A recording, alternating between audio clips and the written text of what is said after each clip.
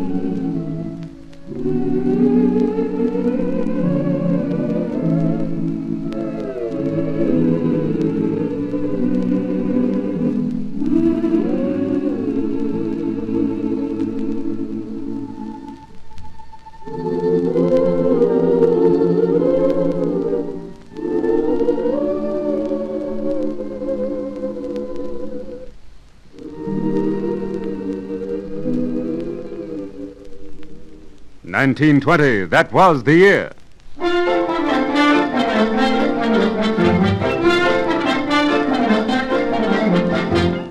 As pompous and beribboned representatives of 56 nations thronged lobbies of hotels in Geneva, Switzerland, and prepared to convene the next day in the first meeting of the beleaguered League of Nations, the evening of January 15, 1920, ushered in a far different phase in the history of the United States.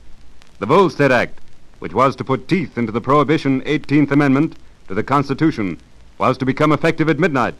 Dryers celebrated with dry dinners and prayerful gatherings in churches and private homes, while wets made a last night of it, tippled a final sacrifice at the shrine of Bacchus, imbibed gallons of legal liquid, which on the morrow would become contraband. Various were the opinions as to the ultimate results of America's noble experiment. Said Commissioner of Internal Revenue, Daniel C. Roper, "The Prohibition law will be violated, extensively at first, slightly later on. But it will, broadly speaking, be enforced and will result in a nation that knows not alcohol." Vehement dry statesman William Jennings Bryan observed, "The liquor issue is as dead as slavery." And Treasury Department's chief chemist, Dr. A.B. Adams, stated in an interview, "There's nothing to this home brewing business. It's too much trouble for uncertain results. They may try it once or twice, but not more." While on the other side of the fence, indicative of wet philosophy, said United States Senator Edge, "Tonight is the night that the American people are going to bid goodbye to their freedom."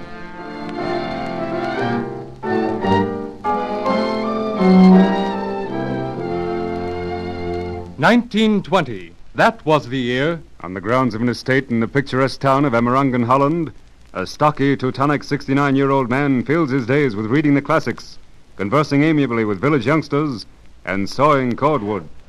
On the morning of January 17, his wife approaches him. Wilhelm, Guten Morgen, Hermine. did you like your breakfast? Ja, jawohl. That omelette tasted like the old days. I have brought the paper, Wilhelm. Oh? Is there anything worth reading? I am afraid there is. Let me see it, please.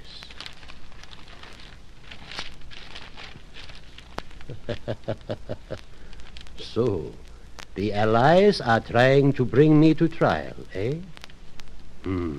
I expected this. But why, Wilhelm, why? Have you not done enough? You have abdicated. You have given up all your power. Have you not suffered enough? What can they gain by this... Reprisal? Yeah, reprisal. Oh, it is just a further means of effecting punitive action. They think by bringing me to trial to appease their people. Well, it cannot be. I have given most of my life to Germany. By this war, we have made a gross mistake. We have committed an unpardonable crime, the crime of patriotism. But they cannot take the rest of my life. What is left of it is mine, and yours, Liebchen. Come, we will have another cup of coffee, and in the meantime, burn this newspaper. On January 23, Queen Wilhelmina of the Netherlands refused to deliver the ex-Kaiser of Germany and King of Prussia into the hands of the Allies. Finally, precisely 1 month after the original demand for extradition, on February 16, the Allied powers, recognizing Holland's right to hold the ex-Kaiser as a refugee, requested that he be interned somewhere less adjacent to the German border than Emmeringen. Quickly acceding, Holland moved the elderly country gentleman to Doorn, where he continued to read newspapers and the classics, greet roadside youngsters, and saw cordwood. 1920. That was the year. On August 18, United States Secretary of State Bainbridge Colby announced that through the ratification by the Tennessee legislature of the 19th Amendment to the Constitution, the right of suffrage had been granted to American citizens without regard to sex.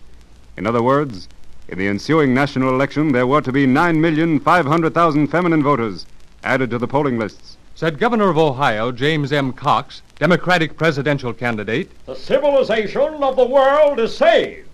The mothers of America will stay the hand of war and repudiate those who traffic with great principles. Observed U.S. Senator from Ohio, Warren G. Harding, Republican presidential candidate. Well, all along I have wished for the completion of ratification, and have said so.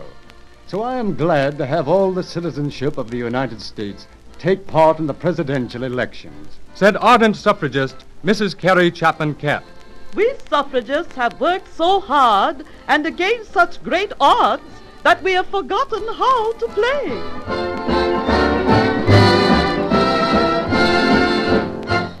That was the year 1920. Late in September, in the office of Charles A. Comiskey, owner of the Chicago White Sox. All right, Eddie. Go on. Tell the rest of it. Okay. Well, they came to us with the idea that we should throw the World Series last year. Who's us? Well, there were 8 of us. I wrote the names down here. All right, go ahead. Well, if we throw the series to Cincinnati, they were going to pay us $100,000. $100,000. Yep, but we never got it. How much did you get? Well, they only paid us the first installment of $10,000. All right, what then? They double-crossed us with a fake telegram. We thought it was all fixed, but we never got any more than $10,000. You know, of course, this is tough on me. Yeah, I know, boss. Okay. That's all just now, Eddie. I'll communicate with you later. Yeah, boss. All right. Miss Hayes, take a letter. Yes, sir. Ready, Mr. Comiskey. Send the same letter to each of these 8 men. You and each of you are hereby notified of your indefinite suspension as a member of the Chicago American League Baseball Club. Your suspension is brought about by information which has just come to me, directly involving you and each of you in the baseball scandal resulting from the World Series of 1919. If you are innocent of any wrongdoing, you and each of you will be reinstated. If you are guilty, you will be retired from organized baseball for the rest of your lives if I can accomplish it.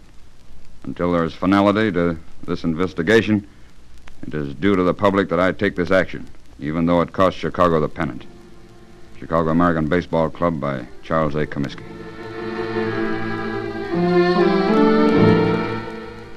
Soon after, the 8 offending members of the Chicago White Sox, termed by sports writers the Black Sox, were indicted and subsequently brought to trial. At the conclusion of the trial, the 8 players were acquitted, but none was ever admitted back into major professional baseball.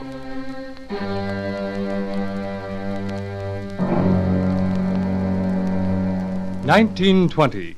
That was the year that Mary Pickford and Douglas Fairbanks were married, that Charles Ponzi's financial wizardry was exposed as a patent fraud, that the Ku Klux Klan, under the command of Imperial Wizard William J. Simmons, white-robed and masked, met in midnight assemblies. That was the year that you wept with Jane Cowell in Smilin' Through, laughed at the Ed Wynn Carnival and mobbed ticket offices for admission to the Blue Flame, starring the movie's #1 vamp, Theda Barra. That was the year. That you were reading Edith Wharton's The Age of Innocence and Sinclair Lewis's Main Street. And that was the year. That you were singing. Here's a Japanese sandman sneaking on with the news.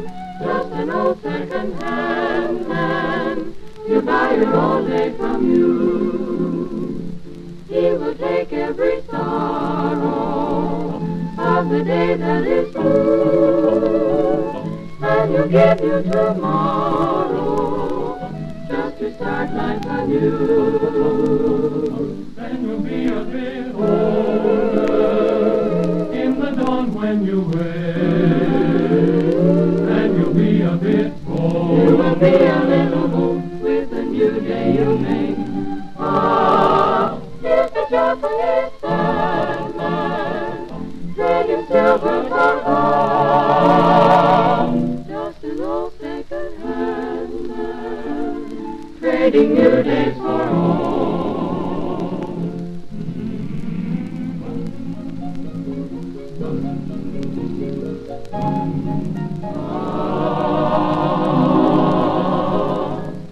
Won't you stretch imagination for a moment and come with me? Come with me.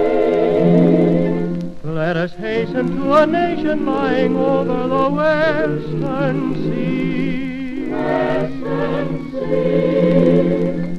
Hide behind the cherry blossom, here's a sight that will please your eyes.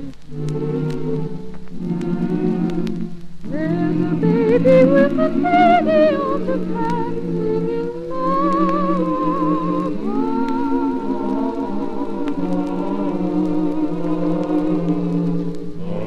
The night wind breathes her song. Here's the Japanese sandman sneaking on with a drum. Just an old second-hand man, you buy your all day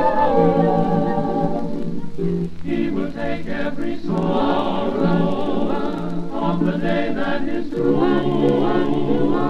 and he'll give you tomorrow just to start life anew.